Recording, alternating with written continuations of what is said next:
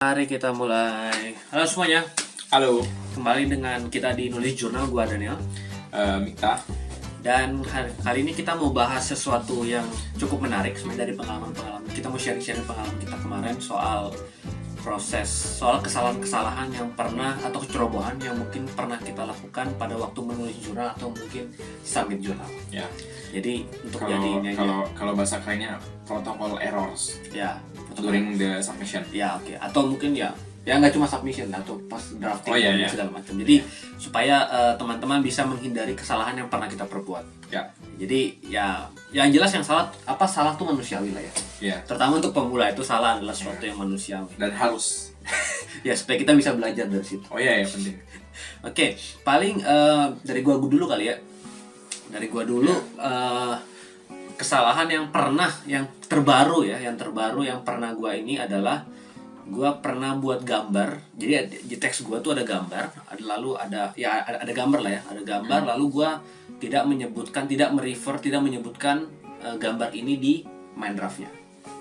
Jadi gua taruh gambarnya di situ, tapi nggak gua sebut. Jadi di teks tuh nggak ada gua sebut. Misalnya lu taruh gambar figur C, Ya. tapi nggak ada figur C di teksnya. Ya, jadi nggak ada figur C di C. Jadi si reviewernya atau pembacanya pusing ini. Ya. Kemana nih? Ya benar. Dan gue baru sadar itu adalah pada waktu sudah di accept. Jadi sudah tinggal apa tuh istilahnya? Berarti beruntung dong kalau sudah diterima. Iya, Biasanya kan diterima. harusnya di review. Jadi yang ngecek si ininya apa tuh mau bagian publishingnya kali ya? Oh iya. Bagian publishingnya dia ngecek dan dia sebutkan ini gimana nih? Kok nggak kamu sebutin di teks intinya kayak gitu ya. Lalu kemudian ya tinggal gua cari aja apa kalimat yang cocok. Oh ya gua taruh di situ. Jadi pastikan bahwa setiap table atau figure yang teman-teman buat itu disebutkan di teks. Jangan sampai nggak disebutkan lah intinya kayak gitu. Ya. Lalu hal yang berikutnya lagi, hal yang paling konyol lagi di jurnal yang sama, di jurnal yang sama, di draft yang sama adalah ternyata sesudah di accept, jadi dia menyebutkan lagi, gue tidak menyebutkan dua gambar di dalam teks. Maksudnya? Enggak, tadi kan jadi di draft for jurnal yang sama, dia menyebutkan bagian publishing ini dia menyebutkan, kok kamu tidak menyebutkan dua gambar ini kan di teks. Ya. Nah yang pertama tadi gara-gara memang gue lupa kan. Ya. Jadi gue tinggal gue cari kalimat yang cocok, gue taruh di akhir kalimat itu gambar ini. Lalu yang ini paling konyol. Jadi ternyata singkat cerita dan gue heran, dan jadi ada satu gambar, itu tuh gambar utama di situ. Di paper itu gambar utama. Dan gue sempat heran kenapa gambar utama ini tidak disebutkan di teks. Gue sempat heran kan. Terus gue mikir ini nggak mungkin nggak disebutkan di teks. Singkat cerita gue cari-cari, kemudian gue compare ke draft paling awalnya. Singkat cerita ternyata ada satu paragraf yang hilang dari teks gue. Dari draft gue. Gue juga nggak ngerti kemana. Jadi dan lucunya reviewer juga nggak tahu kayak gitu coy.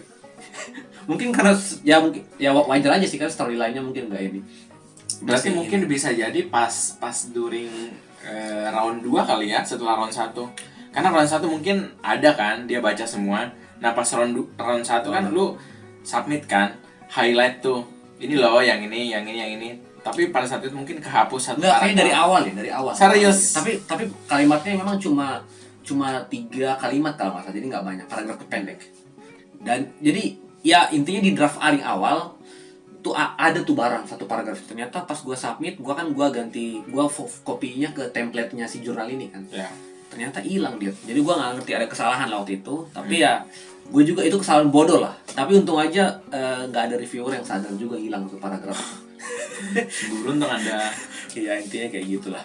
Nah lalu paling kesalahan ketiga yang pernah gue buat ada di jurnal pertama gue. Kesalahan dan kecerobohan ya. Kecerobohan yang gue buat adalah gue tidak. Jadi sesudah semua udah aman ya kan. Udah aman.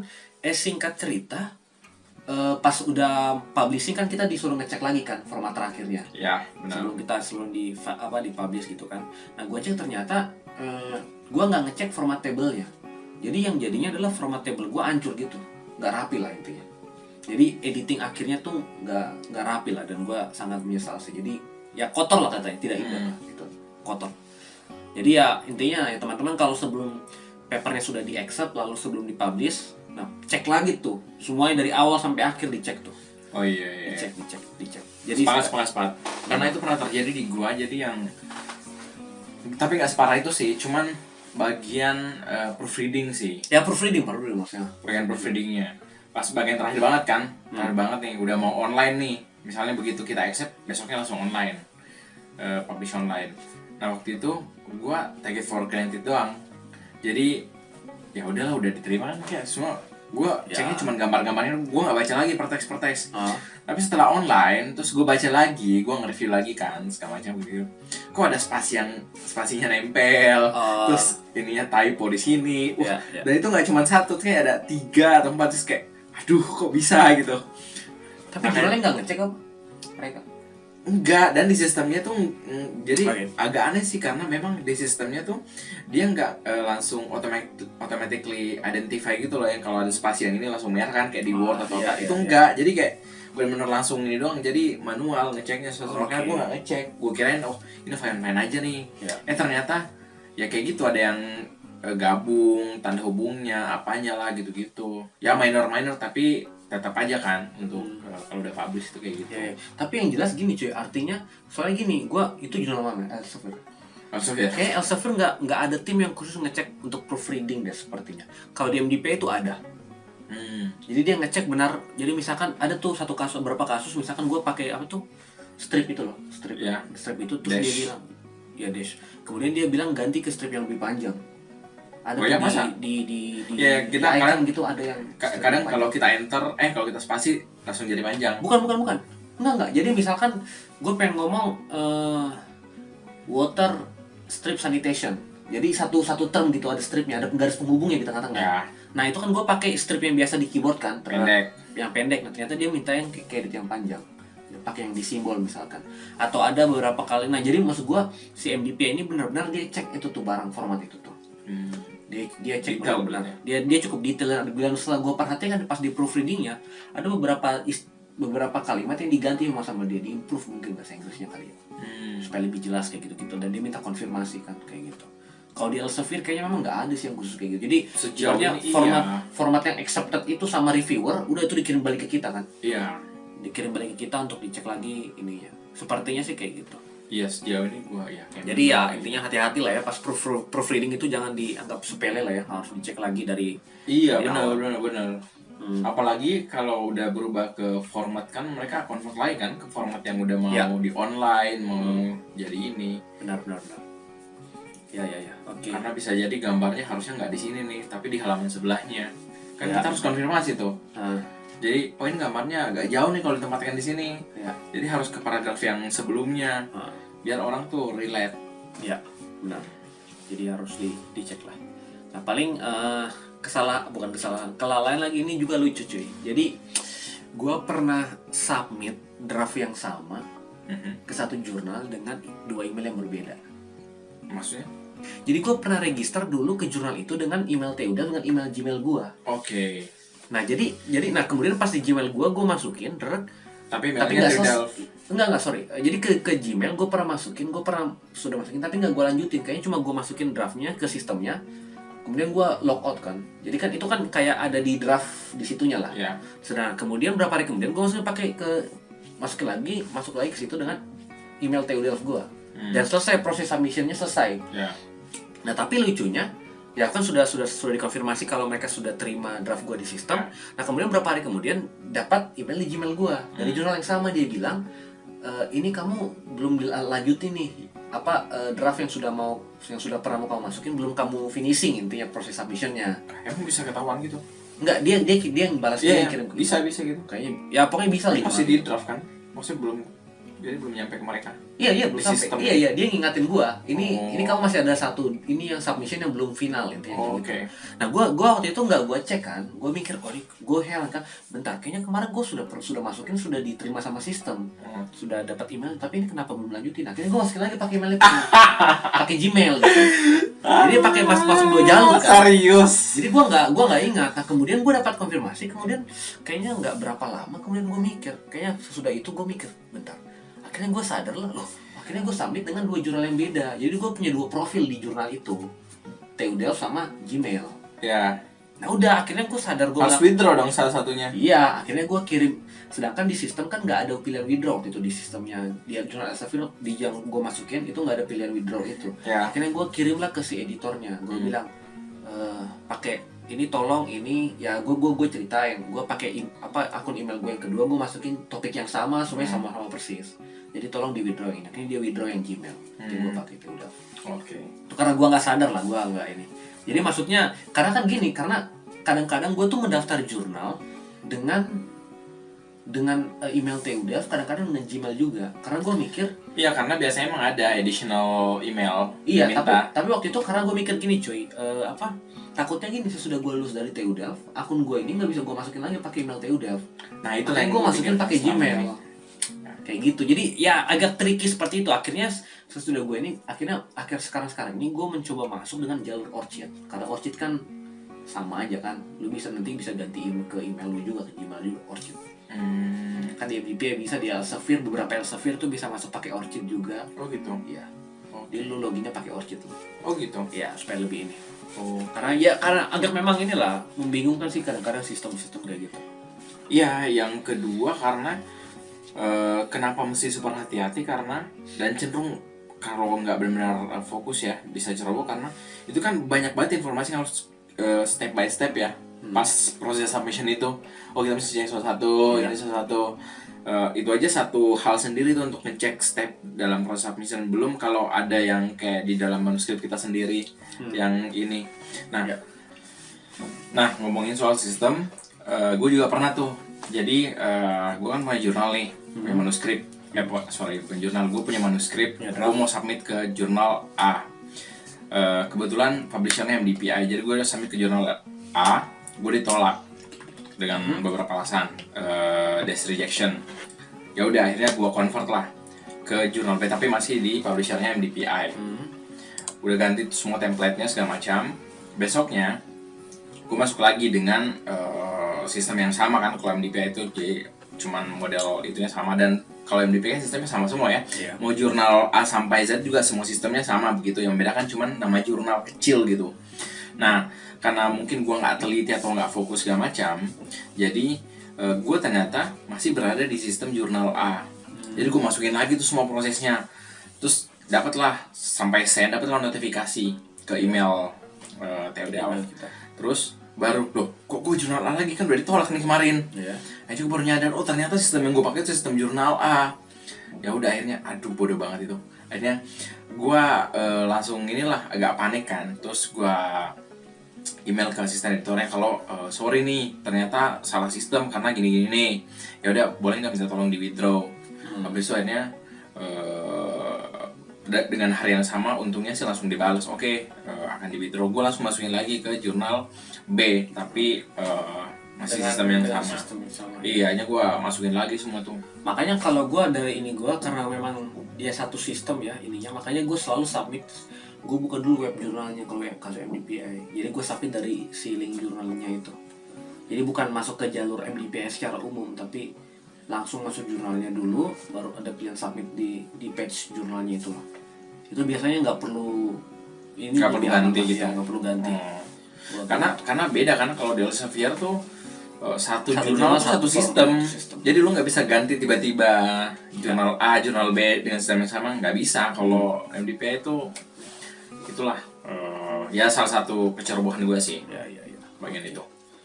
Terus kalau ada lagi kecerobohan lain sih yang gue pernah, bukan kecerobohan sih, agak kurang tepat lah mungkin. Pertama pada waktu gue lakuin itu pada waktu membalas komentar reviewer gitu kan. Jadi di rebuttal letter atau di response letter kita, gue misalkan dia tanya nih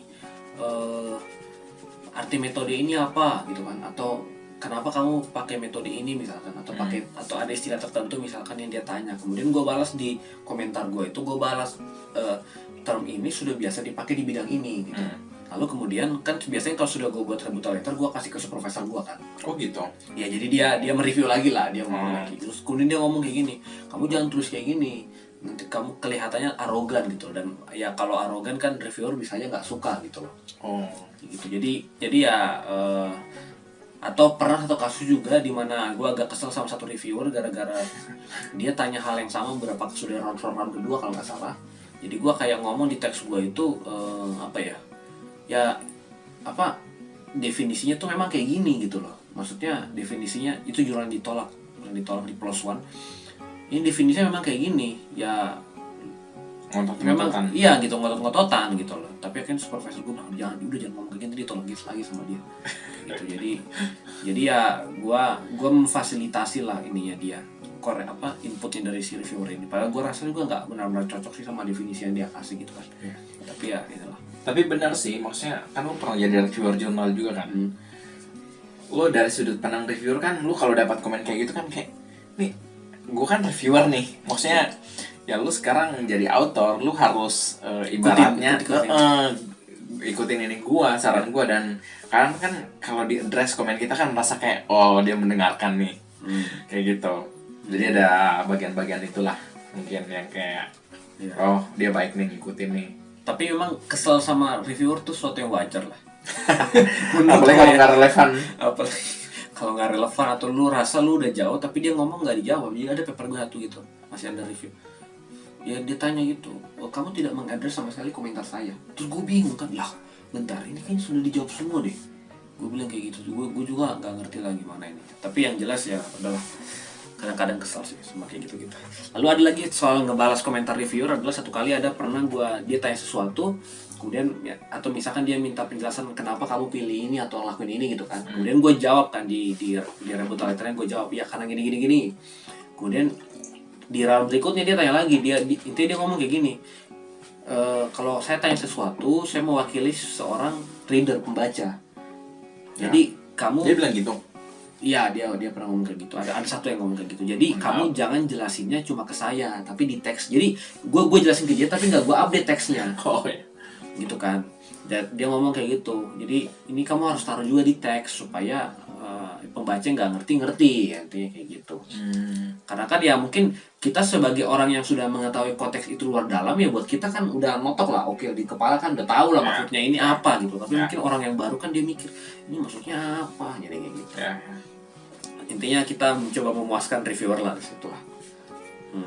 Ada nggak dari lu lagi yang kesalahan kelalaian yang pernah lu kecerobohan?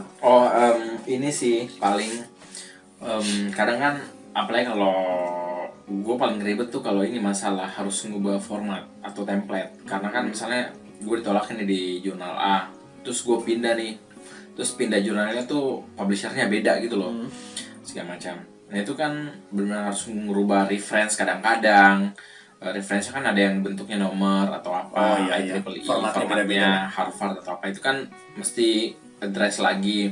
Terus tiba-tiba, dan yang paling gue nggak suka tuh kadang ini, kalau reference-nya tuh harus pakai nama, ngerti gak sih formatnya? Jadi yang bukan reference-nya, citation-nya. Jadi misalnya Daniel, terus kita tulis kan Daniel 2007 gitu-gitu. Itu kan menambah word. Jadi word yang tadinya cuma 8.000, tiba-tiba kalau ada reference-nya jadinya bisa jadi 10.000 sendiri. Karena waktu itu gue ngerjain review paper, jadi nambah 1.500 gitu. Jadinya kan banyak gitu. Jadi nggak bisa deh ke fit ke jurnal itu kayak gitu sih.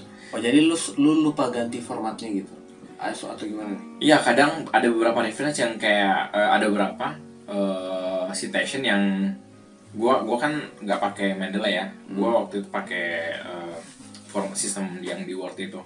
Jadi kadang ada yang belum ke-update sama sekali. Jadi pas dilihat tuh macam-macam lah. Ada yang ukuran fontnya lebih kecil, satu paragraf.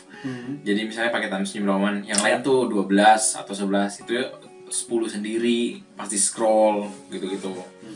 Ada yang referensinya pernah double.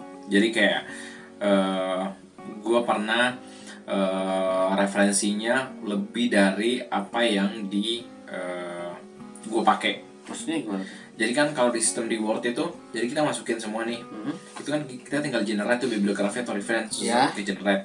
Masalahnya yang tersimpan di library itu adalah gue nggak update, jadi sementara yang tertulis di Word itu cuma 90, tapi yang tersimpan di library itu 93. Jadi pas gue generate reference yang otomatis, Jadi itu yang ke-update itu yang delivery. Jadi semua langsung yang kepake itu yang delivery. Jadi langsung di generate 93 reference. Padahal lu nggak pakai 3. Nggak pakai 3 dan itu ketahuan pas itu tadi proofreading paling terakhir. Oh, gua nggak tahu gitu ya, lucu ya. Iya. Harus ya kalau lu pakai Mendeley kan yang keluar itu pas apa aja yang lu pakai di atas nggak tiba. Nah itu kelemahannya kalau di Word gitu. Makanya pas ini kok ada referensi yang lebih nih, nggak ini. Pas ini, oh iya ya, kok ada ini yang kepake di itu cuman 90 terus ini ya udah, gua hapus lagi. Bentar, tapi gue ingat cuy, gue ada satu paper gue teringat soal referensinya. Oh ada 2 yang soal yang pengalaman lucu. Jadi ada satu jurnal gue yang sudah publish. Itu tuh reviewer itu dia minta ngusulin masukin 2 jurnal untuk di reference kan. Nah singkat cerita gue gue masuk dia suruh 2 itu di 2 kalimat yang berbeda. Jadi satu reference untuk kalimat yang ini, satu reference lagi untuk kalimat yang beda di jurnal yang sama. Nah singkat cerita, gue bilang di rebuttal letter kan, oke saya sudah masukin nih di ini. Tapi lucunya adalah kebalik ini ya reference kebalik. Dan gue baru sadar itu di terakhir pas di proofreading, gue nyek. Enggak, dia nggak ngecek lagi. Dia nggak ngecek. Karena formatnya kalau nggak salah nomor kalau nggak salah. Nomor tuh lebih susah sebenarnya. Iya, kalau nggak salah. Jadi gitu, jadi tricky pas gue sadar tuh baru terakhir gue bilang loh, bentar ini kok nggak nyambung sih. Karena kan 2 jurnal yang diusulin sama dia, gue sendiri baru baca pas dia usulin kan. Jadi gue nggak terlalu. Kemudian gue baca teks pas proofreading, gue baca kalimatnya, gue lihat loh, bentar ini referensinya kayak nggak nyambung sama si ininya gitu loh. Nah akhirnya singkat cerita gue sadar, oh iya salah kebalik. Akhirnya gue balik lah itu. Pasti proofreading itu? Ya pasti proofreadingnya. Pasti proofreadingnya. Lalu ada satu lagi menarik nih, pas gue submission pernah ternyata format referensinya nggak cocok sama jurnal itu. Format reference nggak cocok sama jurnal itu. Jadi pas gue sudah submit, sudah lewat round 1, si editornya ingatin. Editor atau reviewernya gue lupa, dia bilang gini, ini format referensinya, citationnya tidak memakai format jurnal ini, pakai yang mungkin apa atau apa yang umum lah gitu kan. Jadi tolong diedit lagi. Baru gue akhirnya ya memang waktu itu gue kayaknya lupa deh ngecek formatnya si jurnal reference yang jurnal ini tuh kayak gimana formatnya. Jadi lupa gue ganti intinya kayak gitu. Pernah lah kasus-kasus kayak gitu lah. Jadi reference tricky. Terus apalagi ada lagi yang ini lagi. Paling apa ya, itu sih paling gue juga pernah yang tapi gue nggak tahu itu kesalahan atau enggak sih. Jadi kan di abstrak biasanya tiap jurnal beda-beda ya requirementnya. Ada Wordnya 150, ada yang 250. Jadi lagi-lagi karena gue pindah jurnal, jadi gue pakai abstrak yang lama. Jadi which is 150 doang. Terus pas itu round 1 si reviewernya mungkin karena ngelihat kok abstrak gue dikit banget, sementara kontennya banyak. Iya, yang space-nya harusnya 250 kata kan. Terus ya udah diingetin. Masih bisa tuh lebih spesifik lagi karena di abstraknya cuma 150, sementara itu masih bisa 100 kata di situ. Ya udah ini gua tambahin lagi sih. Iya. Paling. Nah, lalu gua juga punya kasus yang sama soal itu. Jadi gua pernah submit ke satu jurnal, dia minta 150 kan. Akhirnya kan dulu kalau biasa kita ketik kan gue pasti buatnya sekitaran 250 gitu kan, di bawah 250. Nah tapi karena jurnal itu diminta 150, gue potong banyak. Nah kemudian singkat cerita sudah lewatin 2 review di jurnal itu, ditolak akhirnya kan. Ada inilah reviewernya nggak setuju segala macam, ditolak. Akhirnya kita masukin satu jurnal lagi. Ke satu jurnal ini dia mintanya 250. Akhirnya gue pakai format yang abstrak yang lama lagi karena gue mikir ya bisa dibanyakin lah si abstraknya, masa 150 kan ini banget, terlalu pendek lah intinya. Jadi gue pernah kasus yang sama, tapi gue udah aware dan gue tambahin sendiri ininya kayak gitu. Tapi ya ininya tuh ini tau, karena kan ada beberapa jurnal tuh misalnya let's say MDPI, publishernya MDPI dan Elsevier. Itu kan MDPI mereka kan punya template sendiri tuh. Jadi ada plus minusnya. Jadi kalau pakai template MDPI lu nggak usah worry, lu tinggal menyesuaikan dengan style-style yang ada di situ. Oh iya. Jadi kayak ya udah, lu udah langsung bisa ngeliat kan. Oh nanti kalau publish kayak gini nih apa segala macam. Udah sesuai subtitle-nya, apanya, figure-nya segala macam gitu. Nah sementara Elsevier tuh karena mereka nggak punya ini sama sekali, nggak punya template, lu bebas kan. Template-nya mau spasi apa, pakai font-nya apa. Nanti ribetnya pas akhir-akhir. Ketika udah accepted kan harus ini lagi ke template-nya mereka di bagian editorialnya itu dan publishing-nya. Tapi kan yang kerjaan mereka bukan kita. Iya, tapi kan tetap aja kadang mereka ngeletakkin gambarnya di mana, ini di mana. Itu yang agak malas. Itu agak ribetnya karena kita harus ngecek dan ini karena di situ kan kayak mepet banget atau dia kecilin gambarnya. Ya itunya sih ada plus minusnya di bagian situ. Ya, oke, ada lagi kelalaian atau kesalahan-kesalahan yang pernah kita buat? Ada lagi dari lu? Kalau dari gue sih kayaknya So far nggak ada sih. udah semua lah itu. Jadi intinya ya teman-teman hindarilah kesalahan-kesalahan yang pernah kita buat. Ya. Belajar dari kesalahan-kesalahan kita supaya lebih baik lagi lah. Dan ya pelajarannya juga ini, dalam proses submission itu Hati-hati banget. Jadi fokus, jangan ngerjain itu sama kayak ini. Kalau mau pesan tiket pesawat atau apa, Oh ya, jangan salah atau lu mau transfer uang gitu kan, jangan sampai lu salah beli kota, salah beli tiket pesawat kemana. Iya, benar-benar. Sama kayak gitu, konsentrasi penuh gitu loh. Iya. Karena wah itu benar-benar supaya jangan sampai salah. iya. Benar. Oke, paling itu aja dari video kita soal kesalahan-kesalahan, sharing kesalahan-kesalahan yang pernah kita buat. Semoga ini bisa menginspirasi dan membuat teman-teman proses penulisan dan proses submission dan segala sesuatu bisa lebih lancar lagi lah. Paling itu aja dari kita, sampai jumpa di video. Oh ya, jika teman-teman suka video kita ini, jangan lupa di like, di share ke orang lain, lalu apa lagi ya, di subscribe juga, lalu silakan berikan komentar atau pertanyaan jika ada di channel di YouTube-nya atau di Instagram kita juga ada. Silakan juga komentar itu dan follow di situ. Dan semoga video ini menginspirasi dan sampai jumpa di video-video lainnya. Bye bye.